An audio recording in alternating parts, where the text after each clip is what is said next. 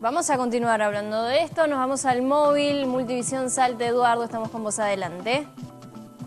Muchísimas gracias, Barbie, Ángel, y la verdad que la gente está fastidiada, está molesta, muchos no pueden trabajar en la jornada de hoy, afectados por el paro, y decíamos aquellos que son cuentapropistas. Estuvimos en una escuela donde había 9 chicos nada más y una docente que a 13 cuadras vivía y caminó para poder llegar y decía: estamos haciendo patria. Y estamos viendo que hay muchos taxistas que tienen que elegir la terminal para poder tener algo de trabajo también en la jornada de hoy, atentos a que también está caro el taxi y el remis. Entonces mucha gente no tiene esta posibilidad porque quizás ganan 500 pesos y eso lo gastan para ir a trabajar. Entonces, ¿qué hacen? Prefieren quedarse en su casa. Pero vamos a hablar con el doctor Oscar Fara.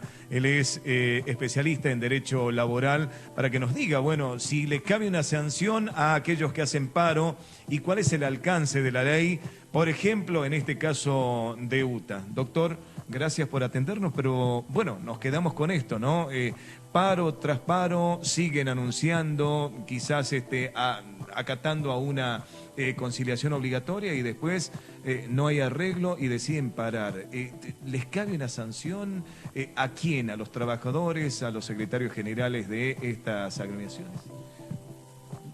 No, porque se ha observado en forma completa el procedimiento de conciliación obligatoria, quedando liberadas las partes, más bien el gremio, para poder dictar esta medida de acción.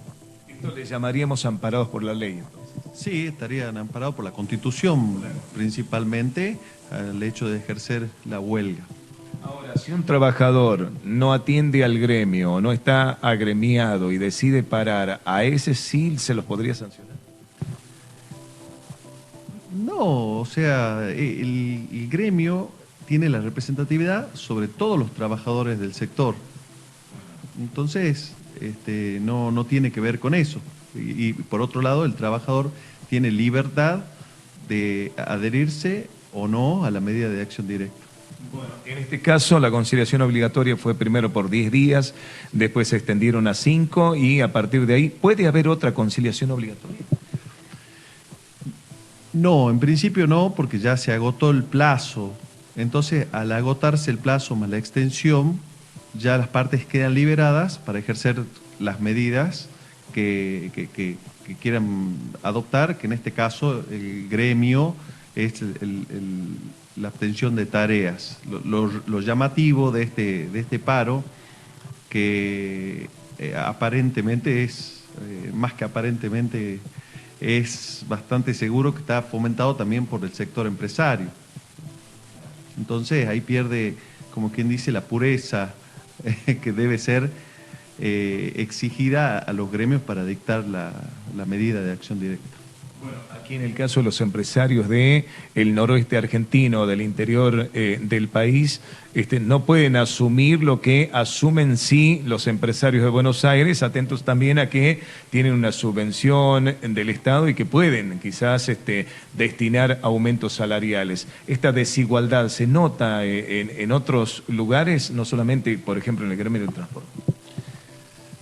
Sí, o sea, por supuesto, dado que la inflación es realmente importante, entonces decir que no hay una necesidad es ser ciego a la vista de toda la sociedad. Bueno, Ángel, Barbie, los escucha el doctor Oscar Fara. Doctor, gracias por recibirnos. Le quería consultar sobre lo que sucedió días atrás, porque este vendría a ser el segundo paro que tenemos en estas últimas semanas. La semana pasada, cuando se anunció el paro, hubo conciliación obligatoria, pero en Salta igualmente hubo, por la mañana, un paro de transporte. En ese caso sí se les debería descontar. Digo, había una conciliación obligatoria que desde UTA Salta dijeron: la verdad que no nos llegó al escritorio la confirmación. ¿Qué pasa en estos casos tan particulares? Bien, la conciliación obligatoria está establecida por una ley y las partes, cuando el organismo de trabajo dicta esta medida, deben abstenerse de ejercer esas medidas de acción directa como la huelga. Es totalmente ilegal hacerlo y pueden ser pasibles de una multa muy importante el gremio que incurra en un acto violatorio a esa resolución del Ministerio de Trabajo que dispone la conciliación obligatoria y parar con todo tipo de medidas. Ahora, ¿qué dice la ley con respecto, y usted como un especialista justamente del derecho laboral?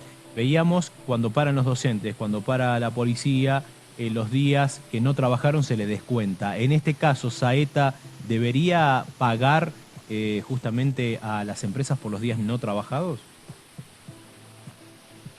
Bueno, ahí hay una disquisición y y la Corte Suprema de Justicia se ha expedido sobre el tema. Si el paro tiene que ver con una obtención de un derecho, ya sea la obtención de una mejora salarial, no se les reconoce el día de sueldo a los trabajadores cuando hacen la medida de acción directa. Ahora, si la huelga o el paro tiene que ver con un incumplimiento del empleador, ahí sí se debe pagar el sueldo porque quien ocasiona o quien fomenta la medida es el empleador a través de su incumplimiento. Doctor, y por otra parte, cuando hubo conciliación obligatoria, ¿se nos puede repetir esto? Con conciliación obligatoria e igualmente una huelga, ¿ese día sí deberían descontarle? Ese día, por supuesto, deberían descontarle porque por dos motivos, porque si no trabajó y además incumplió con la resolución de la conciliación obligatoria que le impedía hacer el paro. Claro. ¿El gobierno puede multar a la UTA en este sentido o no? No tiene ningún tipo de competencia. Cuando la autoridad de aplicación, que es el Ministerio de Trabajo, dicta la conciliación obligatoria y un gremio no lo cumple, puede aplicarle una sanción. ¿Y cuál sería esa sanción? ¿O cuáles podrían ser? Puede ser una multa. Ajá. Y en este caso, en base a lo que está ocurriendo, ¿existiría esa posibilidad? La conciliación dictada a nivel nacional, por lo que yo veo, se venció ayer. Sí.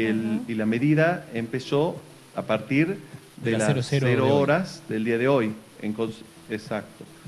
Entonces, en esta hipótesis no hay posibilidad de aplicación de sanciones, ya que se ha esperado el vencimiento del plazo para iniciar la medida. Es legítima la medida de acción directa dictada por la UTA. Claro. Doctor, a ver, para que quede claro entonces, ¿los días no trabajados se los debe pagar o no? No. Bien, y en este caso la Corte Suprema de Justicia ya lo ha dicho, claro, que el día de huelga no se paga. Ajá. Usted hacía recién algunas sabedades con respecto a si tiene que ver con reclamo de algunos derechos, y en este caso los trabajadores consideran que claro, es un derecho cobrar más, o a diferencia de otras provincias como el AMBA, por ejemplo, de equiparar sueldos. En este caso, entonces, la Corte de Justicia entendería que están reclamando un derecho y no se le descontaría. Y es una interpretación muy amplia del fallo. Generalmente el día de sueldo que se paga en huelga es cuando el empleador ha incumplido, por ejemplo, con un beneficio ya o un derecho preestablecido. Por ejemplo, si no está pagando los sueldos de escala, si no está respetando condiciones laborales, condiciones de higiene y seguridad.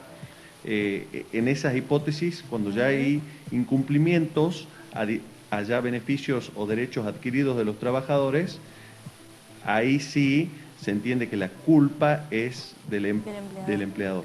Claro, en Entonces, este caso que... se entiende pacíficamente que deberían cobrar. En este caso que los trabajadores quieren nuevamente paritarias y quieren llegar a un monto en cuanto a su sueldo. Hago huelga, ¿en ese caso sí se me descuenta el día no trabajado?